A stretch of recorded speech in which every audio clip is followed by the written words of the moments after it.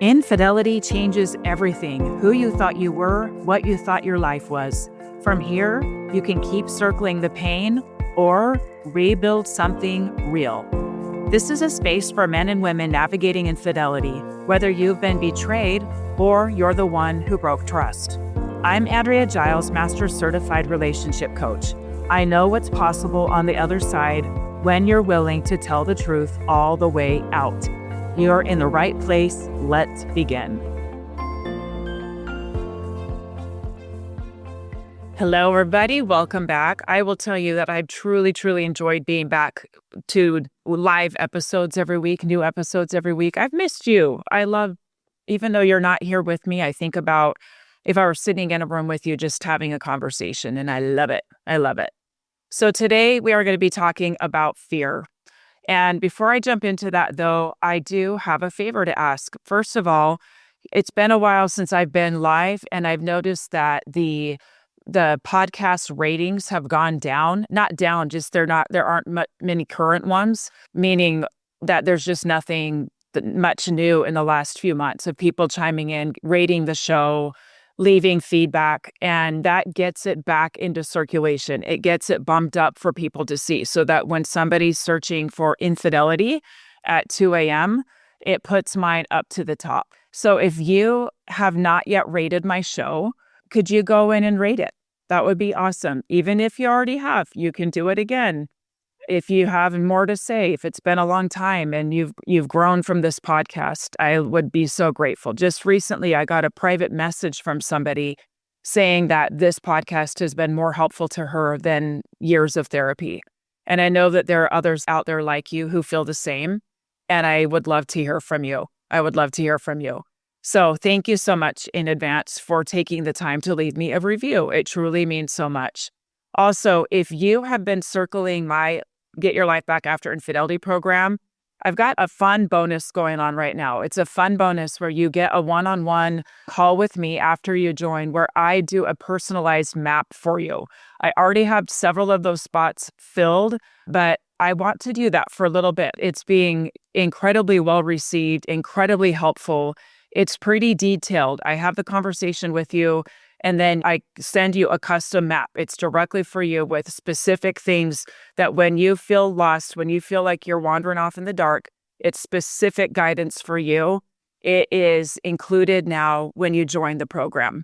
And so if you already have had a consultation with me and you hear this and go, okay, it's time, just send me an email, andrea@andreagiles.com. If you have not yet had a consultation with me, just go to andreagiles.com and fill in the consultation information, and we'll have a call. We can go over everything, get your questions answered, get to know each other, and you can grab one of those spots. Obviously, due to time constraints, I can only offer so many. So I suggest if you hear this and that sounds like an awesome thing to you, go grab it. Okay, here we go. Okay, I'm going to begin by sharing a story about my daughter. So my little girl, Finley, is almost 4.5 now. Yesterday, my husband was in the backyard, kind of a ways in the backyard, working on something. And my little girl wanted to go out the door and go down the deck stairs to go join Dad and her brother out there. Okay, so I was kind of watching her, but I couldn't see out the window to the side of the house where she was going down the stairs to go back to meet him. But I heard her start just screaming, just full on screaming. And I went out there, I ran. Of course, I ran. You all who have kids know that fear. Oh, what's wrong? And she was just frozen, completely frozen in place, just crying, and said, "A snake, a snake." I said, "Did you see a snake?" "Yeah." "Okay, show me where." And she pointed over. And I said, "Did you see it?" "No, I heard it." And I went over, and there's this little space that she could see under the deck where there's just like nothing under there, but she heard a rustling sound. And when I looked down there, a piece of plastic blew under there during the winter, and it was kind of rustling around, and she could hear it. She heard that rustling, and in her sweet little mind, she thought that it was a snake, was fully convinced it was a snake. It took a little while. We had to go over and show her My husband came up. We had to show her that there was actually nothing there, that it was just a piece of plastic and that there wasn't really a snake. Okay. It reminded me of a time when I was a girl. I was probably, maybe I was about 13 or 14, so much older than her. So it's a little bit embarrassing, actually, like when you hear what I'm about to tell you. But I remember I was sleeping, and in my half asleep, half awake, I felt this really sharp pain in my back, this really sharp pain. And I just started screaming, screaming like, "Oh, there's like," I was so afraid. And in my head, it sounds so ridiculous saying it out loud, but in my head, there was a cobra, a cobra. It was not just any snake. It was a cobra, and it had its fangs in my back. Okay. We lived in Oregon where there are no cobras. However, it for sure was a cobra. Had I ever been bitten by a snake before? No, I had not. Have I ever seen a cobra? No, I had not, but I was sure. My parents heard me screaming, and they were so alarmed that they came running. And guess what it was? It was an earring, like the pokey part of an earring had kind of, I don't know, must have fallen out of my ear. And it was like poked up my back. And so it did hurt, but it certainly wasn't a snake, right? Okay, so today we're going to talk about fear, but we're going to talk about it in the language of snakes today. So come with me. I know that I've talked about fear before on this podcast, but in the name of what I've been talking about recently and truth all the way out, we're going to weave that into this in a way that I never have before, okay? I've talked about truth all the way out. I've talked about what's living in the corners.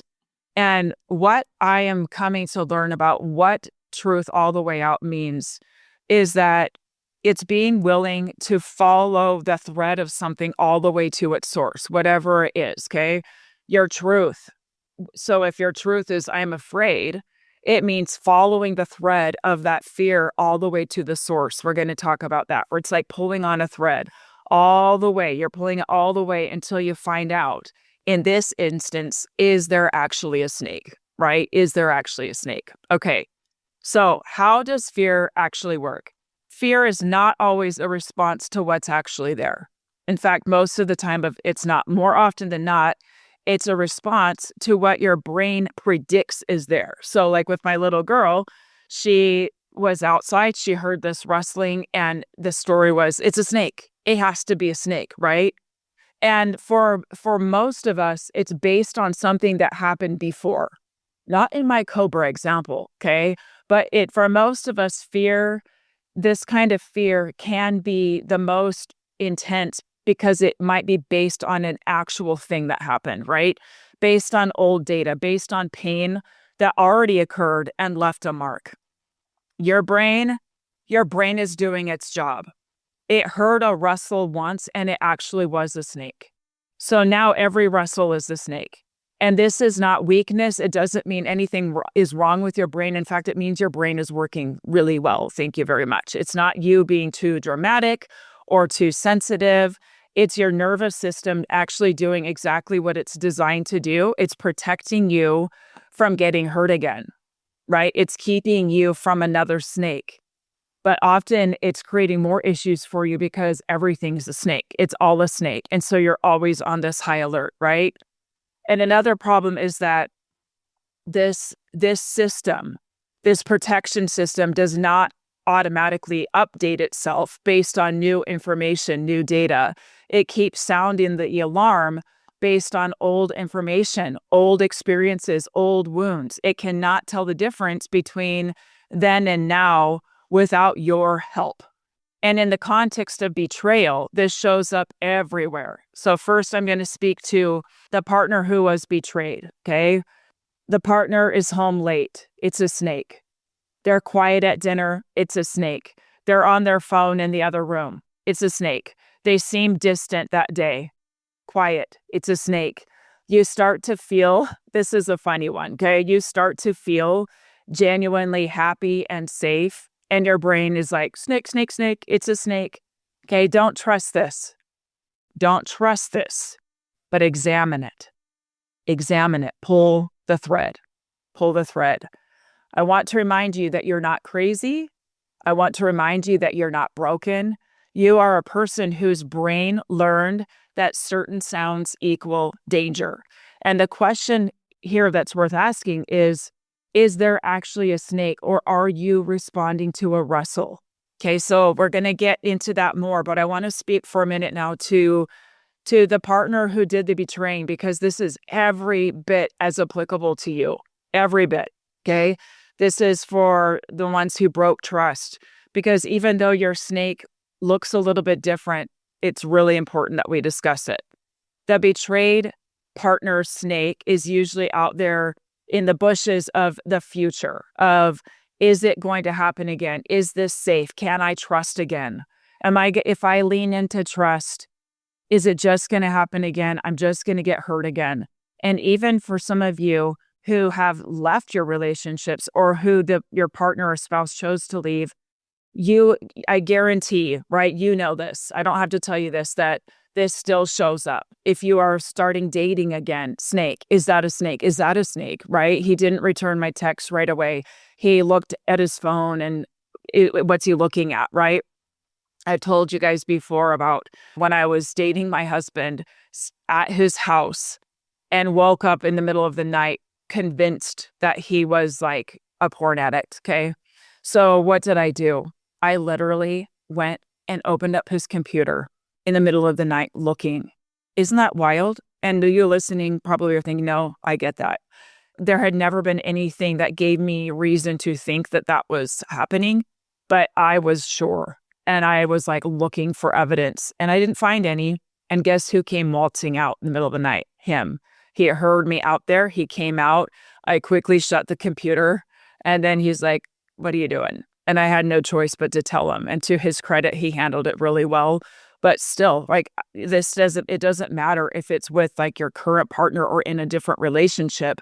The same patterns are going to follow you until you learn how to pull this thread of fear, how to pull it, how to get into it, how to ask it intelligent questions and teach it what is true. Okay. So for you listening who did the betraying, what this can look like is this. It's an inside snake. It's not so much an external snake of what somebody else is going to do. It's inside. And it usually sounds like one of these. Okay. I'm a bad person. Full stop. The end. I'm a bad person. Okay, this is what I'm calling the shame snake. It's a shame snake. It's the one that says that what I did is the truest thing about me. That's what defines me. That's who I am, and everything. It's everything I will ever be. The end. The end. Or here's another one. If people really knew me, if they really saw me, they would leave. Or if people knew that I did this, everyone would leave. If people knew. That's the exposure snake. Okay, the exposure. If this was exposed, everyone would leave. The fear that the self who made that choice is fundamentally unlovable. Unlovable. That real intimacy is now impossible, because real intimacy would require being fully seen, and that if somebody fully saw you, that certainly they would not want to be with you. Okay. Another one is, I don't deserve to heal. I don't deserve it. I can give my spouse everything I can to help them with their healing, but I don't deserve to heal. This is the punishment snake. The belief that staying in shame is somehow the right thing to do, the honorable thing, that moving forward would be letting yourself off the hook. So you stay low and you stay quiet and you keep paying. You keep paying. You keep punishing yourself. Even if nobody else is punishing you, you punish you. And then there's this one. And maybe these ones are even more important. Please hear me out. These are really, really important. Okay. I want to say to you listening who have been betrayed, make sure that if you can, that your partner, spouse listens to this part. It's really important. Okay. I'm afraid to look at why I did it. This is the understanding snake. This is the fear that if you actually examine what was driving the behavior, the loneliness, the avoidance, the unmet needs, the patterns you brought from long before this relationship, that you'll maybe find something you're not quite ready to face. And here's what I want you to notice. It's really important. The wayward partner or the unfaithful partner's fear doesn't usually look like that that screaming in the bushes. It looks like going quiet. It looks like going inward. It looks like going small, managing, keeping the head down, making yourself wrong every time, which can look like remorse from the outside. And sometimes it is, but often it's just a different shape of the same frozen. It just looks a little bit different. And your spouse, they might be, when they're feeling that snake, they might freeze, they might yell, they might scream, they might rage, okay? They might have that response. For you, what's your snake response? What is yours? And I guarantee you that it doesn't go unnoticed. It does not. Because there's a part of you that cannot be present when you are afraid of that snake.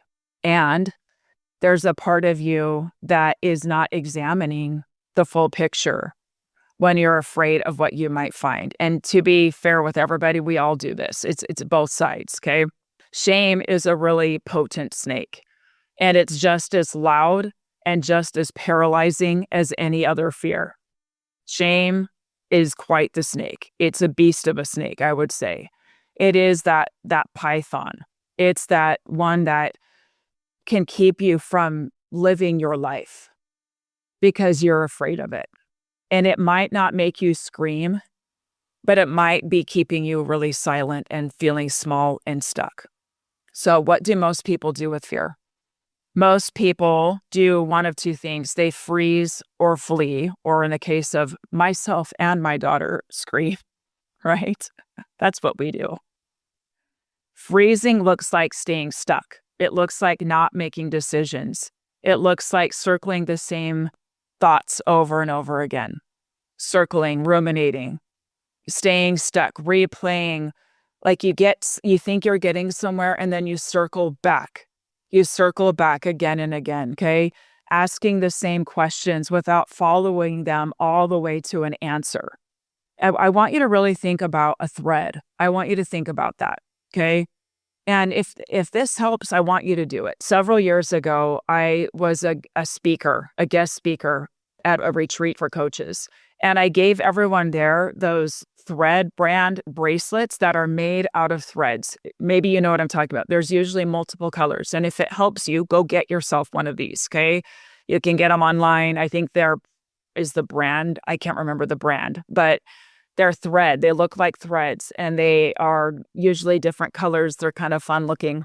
And I gave them to the people there as a reminder to pull the thread, because what this looks like in real time is exactly what we did with my daughter. Examine. Let's go look. Let's go see if there's actually a snake there. And so she was really tentative, but we picked her up, right? So she wasn't just on the ground if there was a snake right there. We picked her up and we went and looked where she said there was a snake. We showed it to her. We examined it. We used logic. For example, I live in Montana. It's been pretty cold still. It snowed like last week. Yesterday was a warmer day, but it's not yet warm enough here even for the snakes to come out. It's usually not till next month.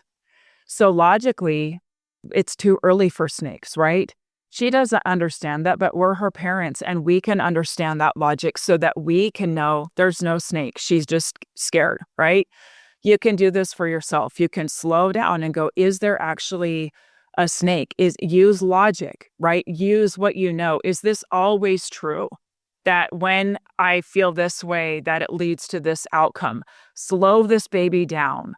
Okay, even the thought of pulling on a thread, think of it like slow and steady. Like, have you ever seen people hand make things like a hand loom, right? Where it's slow and steady, like them pushing the pedal and weaving that thread through and making something beautiful. This is what we're doing. We're not yanking it and creating a big tangled mess, right? We're slow and steady pulling on that thread. And what that looks like is examining what is there piece by piece, okay? Before I get to that, I want to go back to these two responses of freezing and fleeing, okay? We freeze when we think that we're pulling on that, But what we're actually doing is we're asking the same questions without ever following them all the way through to an answer. And we're keeping ourselves in kind of this survival mode, or this, I don't think there's a possible outcome mode. I don't think that there's a way through this mode, and keeping ourselves stuck because it feels familiar. And it may be possible that pulling further brings us to another fear.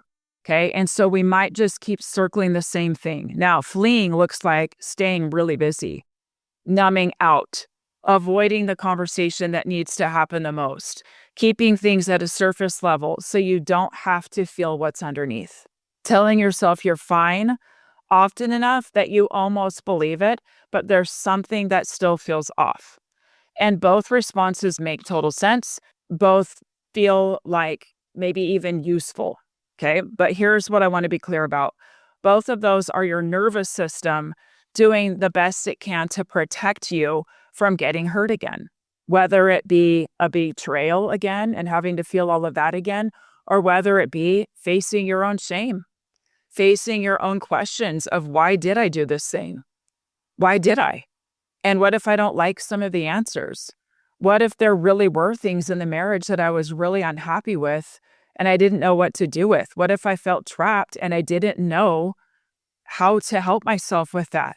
And I regret the decisions that I made, but they came from a place of feeling trapped. What do I still feel trapped? What do I need to address, right? Those are just some examples. But here's the problem, okay? When we stay in the cycle, we keep repeating the same thing over and over again, and both are keeping you locked in the same place because the rustle never stops sounding like a snake until you actually learn to slow down and look and go, is this actually a snake? Staying in fear, whether it be managed fear or controlled fear or fear that you've gotten really good at living alongside, is not the same thing as healing. It's not the same thing. It's just a quieter version of frozen, okay? It's just a quieter version. And when we start to dive into this pulling the thread to get the truth all the way out, this is where we really examine the fear beneath the fear. Truth all the way out is not just about what you say to other people. It's not just getting your truth out of yourself. In fact, I think that it's an inside job. And then we sit with the truth in ourselves. And then from there, we get to decide how much of that truth we say out loud. It's about what you are willing to follow inside yourself, to honor inside yourself, what you're willing to even say, this is true for me. I've examined it enough to know this is actually true for me. It's about picking up the thread of fear and pulling on it persistently all the way out until you find out what's actually attached to it. Most people pull the thread until it gets uncomfortable and then let go. And the resistance shows up when they release, okay? And the fear stays intact, unnamed, unexamined, running things quietly in the background, just running. It's just kind of always there. Now, what does pulling this thread all the way out look like? Truth all the way out. If you're the betrayed partner, it looks like, I'm afraid my partner will betray me again, and you're pulling on it. And you look at, is this fear based on what's actually happening now or on old data? Sometimes the answer will be, I actually don't know. I don't know if this is something current, if this is something old, but this is what you do with that. What would it mean if they did? If they are lying, if they are doing this, then what? What would I do? Pull on it. Pull on it. Pull a little harder. Pull a little harder. Okay. Journal it. Write it down. Be your own best coach. What would you do? Okay. What does your gut actually know versus what is your nervous system predicting? What does your gut actually know versus what is your nervous system predicting? What does your gut know? Follow that all the way. What does your gut know? Your gut knows some stuff. Your intuition, your heart knows some stuff. Follow it, listen to it, slow that down, get quiet enough to hear yourself. I'm afraid that if I tell the truth, everything will fall apart. That's a big fear. Now, pull on that. What exactly falls apart? Name it specifically. Name it. And is what falls apart something worth holding together at the cost of your truth? What if this question comes up? I'm afraid I'll never trust again. Pull on it. What does that actually mean to you? What does that mean? For you who betrayed, I'm afraid I'll never trust again. You can have the same one. You can have the same fear that if I really, really surrender here and really allow myself to be fully seen here, that ultimately they won't want me. That ultimately they still won't want me and I won't be good enough and I'll still be punished. And this is just how it'll always be here, right? So pull on it. Ask these questions. What does trust actually mean to you? And here's a deeper question underneath that is at the crux. Do I trust myself? Because that's where trust actually has to start. How do you even know if you can trust someone else if you don't trust yourself? So examine that. If you're the wayward or the one that betrayed, okay, this fear, I'm afraid that what I did means I'm a bad person. What about that? Pull on it.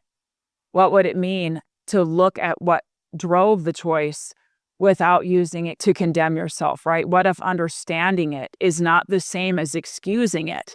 Please hear me on that, okay? Please hear me. You just getting to the factual data of what happened and it making sense in your mind, like a puzzle, like, yeah, it makes sense that that's the choice that I made. You can get there without making excuses. You can own it and be like, yeah, it makes sense. And I probably would do something different if I had a redo, and I will do it different from here forward. It's not the same as excusing it. Understanding is not excusing. And what if you looking at it clearly and you pulling that thread all the way leads you to finding something human inside you and not monstrous? And here's my promise. Please hear me.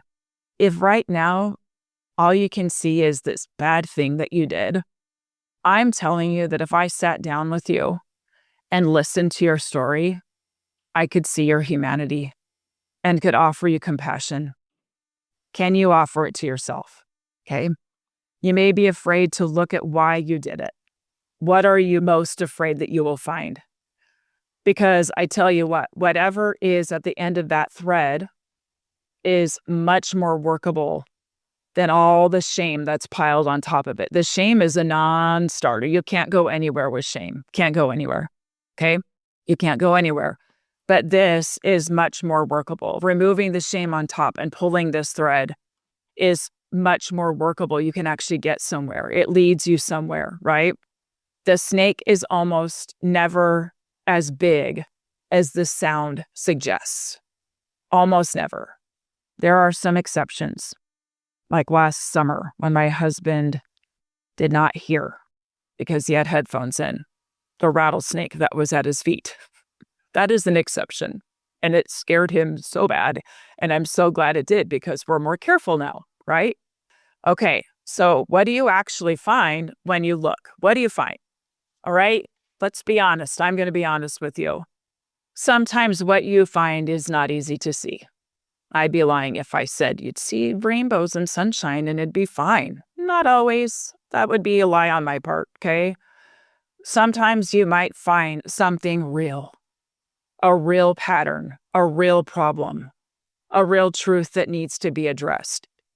And I know that it might sound a little crazy, but this is a really good outcome. It's the best possible outcome. Why? Because now you know. Now you know, and now you can do something with it. That's amazing news, right? You are no longer responding to a shadow. You're no longer responding to a shadow. You are dealing with what's actually there. You're dealing with truth. You got something now. Okay, you can know what it is, and now I'm going to formulate a plan instead of just running in fear. Sometimes you look and there's nothing but old pain that keeps casting a new shadow or a new noise or that rustle like my daughter heard, right? Old data pretending that it's new, predicting new data incorrectly, right? And that is equally valuable because now you can stop organizing your life around a snake that isn't there. You can be like, I know this and I know that it's not real. or I know this and I know how to examine it to see if it's real.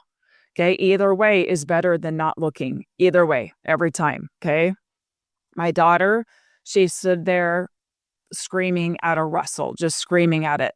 And the moment that she actually looked, like really, really looked at it, the fear had somewhere to go, right? The fear had somewhere to go. It either found its source, if it was a snake, in which we would take care of it, or it dissolved. In this case, it dissolved. But it could not stay exactly the same once she was willing to look at it, okay? And that is what truth all the way out does to fear. It gives it somewhere to go. And you stop being at the mercy of sound. You stop being at the mercy of what's rustling in the bushes. And then finally, you get to decide what to do from that place of fear and move into a place of clarity instead of panic, right? Okay, so I want to leave you with this question. What rustle lately have you been treating like a snake? What fear have you been living alongside, managing, tiptoeing around, trying not to trigger, trying not to upset, instead of actually looking at it directly? You don't have to look at everything at once, okay?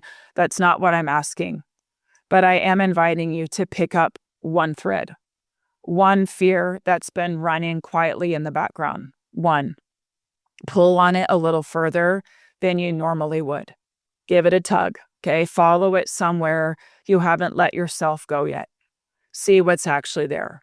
What I will say to you from my own knowing, from my own examining, from my own pulling of that thread, is that truth all the way out isn't only about what you are saying out loud. It's about what you are finally willing to see, even if the rustle is loud, even when every part of you wants to freeze or run.